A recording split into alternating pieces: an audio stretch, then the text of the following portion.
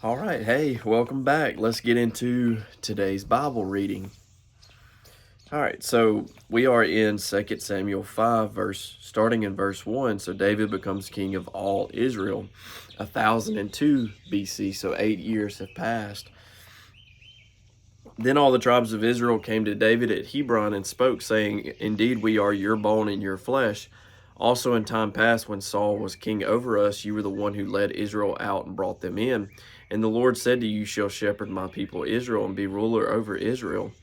Therefore all the elders of Israel came to the king at Hebron, and King David made a covenant with them at Hebron before the Lord, and they anointed David king over Israel. And then right after this is 1 Chronicles 11, 1 through 3, which is saying the same thing.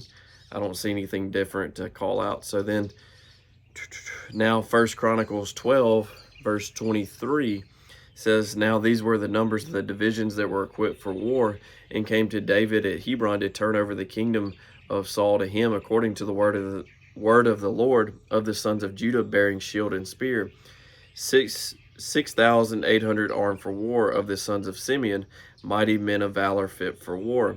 7,100 of the sons of Levi, 4,600.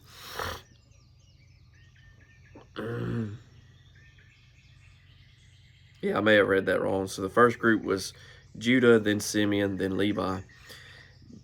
Jehoiada, the leader of the Aaronites, and with him 3,700. Zadok, a young man, a valiant warrior, and from his father's house 22 captains of the sons of Benjamin, relatives of Saul. 3,000 until then the greatest part of them had remained loyal to the house of Saul. Of the sons of Ephraim, 20,800.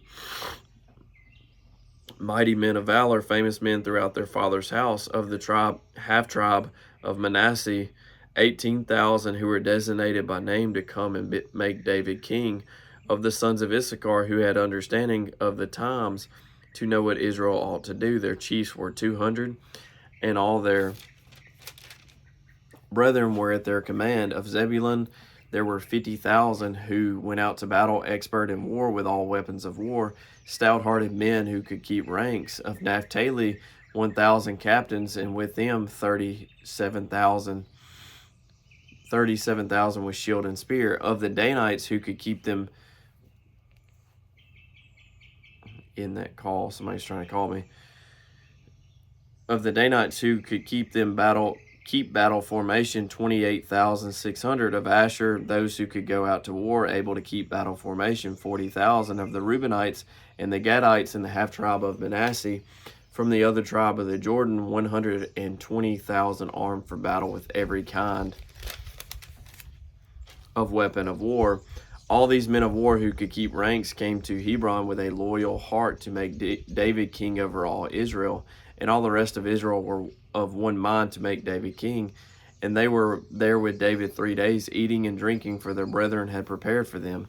Moreover, those who were near to them from as far away as Issachar and Zebulun and Naphtali were bringing food on donkeys and camels, on mules and oxen, provisions of flour and cakes of figs and cakes of raisin, wine and oil, and oxen and sheep abundantly, for there was joy in Israel. All right, so back to 2 Samuel 5, picking up in verse 17. Now when the Philistines heard that they had anointed David king over Israel, all the Philistines went up to search for David, and David heard of it, went down to the stronghold. The Philistines also went and deployed themselves in the valley of Rephaim. So David inquired of the Lord, saying, Shall I go up against the Israelites, against the Philistines? Will you deliver them into my hand? And the Lord said to David, Go up, for I will doubtless deliver the Philistines into your hand. So David went to Baal Perazim, and David defeated them there. And he said, The Lord has broken through my enemies before me like a breakthrough of water. Therefore he called the name of that place Baal Perazim. And they left their images there, and David and his men carried them away. Then the Philistines went up once again, deployed themselves in the valley of Rephaim. Therefore David inquired of the Lord, and he said, You shall not go up, circle around behind them, and come up upon them in front of the mulberry trees. And it shall be when you hear the sound of marching in the tops of the mulberry trees, that then you shall advance quickly. For then the Lord will go out before you to strike the camp of the Philistines. And David did so as the Lord commanded him, and he drove back the Philistines from Geba as far as Gezer. And then 1 Chronicles 14, 8 through 17 is pretty much saying the same thing. There was one difference that I noticed in verse 12. And when they left their gods there, David gave a commandment, and they were burned with fire. It didn't mention that in the 2 Samuel. So now back to 2 Samuel 5, verses 6 through 10. And the king and his men went to Jerusalem against the Jebusites, the inhabitants of the land, who spoke to David, saying, You shall not come in here, but the blind and the lame will repel you, thinking, David cannot come in here. Nevertheless, David took the stronghold of Zion, that is, the city of David. Now David said on that day, Whoever climbs up by the way of water shaft and defeats the Jebusites, the lame and the blind, who are hated by David's soul, he shall be chief and captain. Therefore they say, The blind and the lame shall not come into the house. Then David dwelt in the stronghold and called it the city of David. And David built all around from the Millo and inward. So David went on and became great, and the Lord God of hosts was with him. A Millo is the landfill. And then 1 Chronicles 11, 4 through 9 is repeating this as well. And this one actually tells us that Joab, the son of Zeruiah, went up first and became chief. And that Joab repaired the rest of the city. So David went on and became great, and the Lord of hosts was with him. Now 2 Samuel 5:13. And David took more concubines and wives from Jerusalem after he had come from Hebron. Also more sons and daughters were born to David. 2 Samuel 5, verses 4 through 5. David was 30 years old when he began to reign, and he reigned 40 years. In Hebron he reigned over Judah 7 years and 6 months. And in Jerusalem he reigned 33 years over all Israel and Judah. And then David's palace, 2 Samuel 5, 11 through 12. And by the way, it says 6 months. It doesn't say 7.5 years. So who knows? They may have actually went by 13-month calendars, which is possible. 30 days and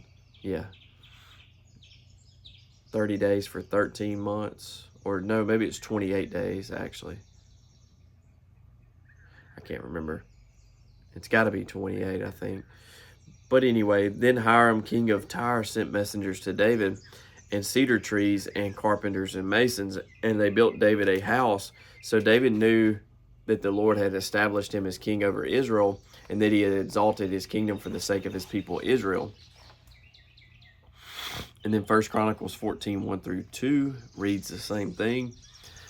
1 Chronicles 13, Then David consulted with the captains of thousands and hundreds, and with every leader. And David said to all the assembly of Israel, If it seems good to you, and if it is of the Lord our God, let us send out to our brethren everywhere who are left in all the land of Israel, and with them to the priests and Levites who are in their cities and their common lands, that they may gather together to us, and let us bring the ark of our God back to us. For we have not inquired at it since the days of Saul. Then all the assembly said that they would do so, for the thing was right in the eyes of all the people. So David gathered all Israel together from Shahar in Egypt to as far as the entrance of Hamath, to bring the ark of God from Kirjath-jearim. So the death of Uzzah, 2 Samuel 6, starting in verse 1. Again, David gathered all the choice men of Israel, 30,000, and David arose and went with all the people who were with him from Baal, Judah, to bring up from the ark of God, whose name is called by the name, the Lord of hosts, who dwells between the cherubim. So they set the ark of God on a new cart and brought it out of the house of Abinadab, which was on the hill, and Uzzah and Ahio, the sons of Abinadab, drove the new cart, and they brought it out of the house of Abinadab, which was, I've already read that part, which was on the hill accompanying the ark of God, and Ahio went before the ark. Then David and all the house of Israel played music before the Lord on all kinds of instruments of fir wood, on harps, on stringed instruments, on tambourines, on sistrums, and on cymbals. And when they came to Nachon's threshing floor, Uzzah put out his hand to the ark of God and took hold of it, for the oxen stumbled. Then the anger of the Lord was aroused against Uzzah, and God struck him there for his error, and he died there by the ark of God. And David became angry because of the Lord's outbreak against Uzzah, and he called the name of the place Perez Perez Uzzah to this day. David was afraid of the Lord that day, and he said, how can the ark of the Lord come to me? So David would not move the ark of the Lord with him into the city of David, but David took it aside into the house of Obed Edom the Gittite. The ark of the Lord remained in the house of Obed Edom the Gittite 3 months, and the Lord blessed Obed Edom and all his household. And I think 1 Chronicles 13, 6 through 14 says the same thing. I don't remember anything else that it adds to. Nope, it doesn't. All right, good deal. And then we pick back up tomorrow in 2 Samuel 6, starting in verse 12. The ark's moved to Jerusalem. Tomorrow is a short day too. Is this a psalm that we get? No, 1 Chronicles 16:7. Well, it is a psalm. It is a psalm, but it's in the Chronicles. And so we got 1, 2, 3, pretty much 4 pages tomorrow. Yeah, that'll make 4. The parts of one and part of another. But anyway, thank y'all for being here if you've listened to this point, and hope y'all are having a great week this far. It's already Tuesday. But yes, God bless, and I will see y'all tomorrow. All right, love y'all. Take care.